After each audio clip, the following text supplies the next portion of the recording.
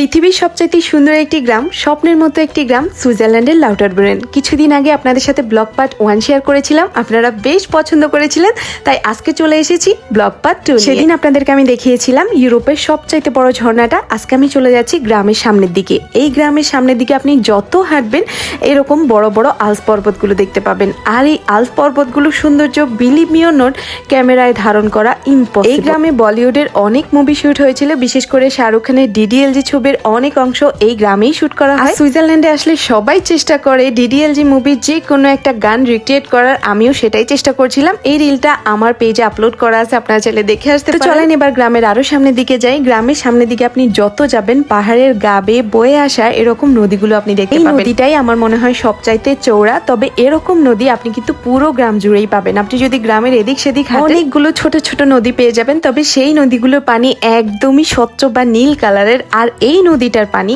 একদমই সাদা। হতে পারে এটা পাহাড়ের বরফ এবং হিমবাহ গলা পানি, যেটা একদম সাদা বা ধূসর রঙের হয়, এবং এই পানিটা যত সামনের দিকে যাবে তত স্বচ্ছ হতে থাকবে এবং যত আরো সামনে যাবে তত নীল কালারের হয়ে যাবে। তো এখানে আমি আসলে যত পেরেছি আমার ভিডিও করেছি। আর এই ভিডিওগুলো কিন্তু আমি নিজেই করি। অনেকে আমাকে জিজ্ঞেস করে যে আমার ভিডিওগুলো কে করে দেয়। আমার 90% ভিডিও আমি নিজেই করি। অল্প কিছু ক্লিপ যেগুলো আমি নিজে করতে পারি না, মানে যেগুলো ট্রাইপড দিয়ে কভার হয় না, সেগুলো আমার হাজবেন্ড আমাকে করে দেয়। আমরা কিন্তু গ্রামের একদম শেষ প্রান্তে চলে এসেছি। এই প্রান্তে আসলে এত উঁচা একটা রাস্তা থাকবে, এখান দিয়ে উঠতে আমাদের সবার জান বের হয়ে গেছে, বিশেষ করে আমার বাচ্চাগুলো। রাস্তা দিয়ে ওঠার পর তারা দুজনেই বলতেছে তারা বাড়ি চলে যাবে, তারা সুইজারল্যান্ড থাকবে না। এনিওয়েজ আমরা এখন বাড়িই চলে যাচ্ছি। আমরা পুরো গ্রাম মোটামুটি ঘুরে দেখা শেষ। আর এটা হচ্ছে পরন্ত বিকেল বেলা লাউটারব্রুনেন। কিন্তু লাউটারব্রুনেন থেকে বের হয়ে যাচ্ছি। সেদিনের ভিডিওতে আপনাদেরকে বলেছিলাম যে লাউটারব্রুনেনের গ্রামে হাঁটতে খুবই সাবধান।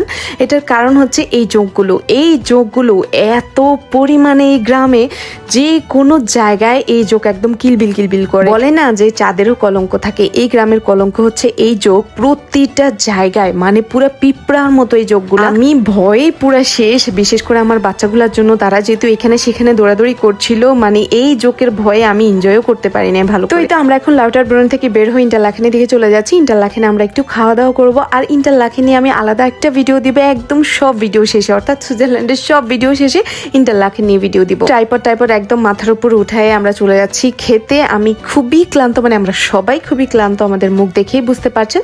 তো এখানে আমরা হালকা কিছু খেয়ে এখন আমরা বাসার উদ্দেশ্যে আবার রওনা দিচ্ছি। এখন রাত প্রায় 12টা বাজে। এখন আমরা পৌঁছেছি। এখন বাসায় গিয়ে ফ্রেশ হয়ে একটা লম্বা ঘুম দিব। আর এই যে দেখেন, আমি সারাদিন মেকআপ করেছিলাম, কিন্তু আমার মেকআপের কিচ্ছু হয় নাই। মানে আমি কি ম্যাজিক টাইপের একটা সেটিং স্প্রে যে কিনলাম ভাই। এনিওয়েজ দেখা হবে সুইজারল্যান্ডের পরবর্তী ব্লগে। আজকে পর্যন্তই, আল্লাহ হাফেজ, আসসালামু আলাইকুম, টাটা।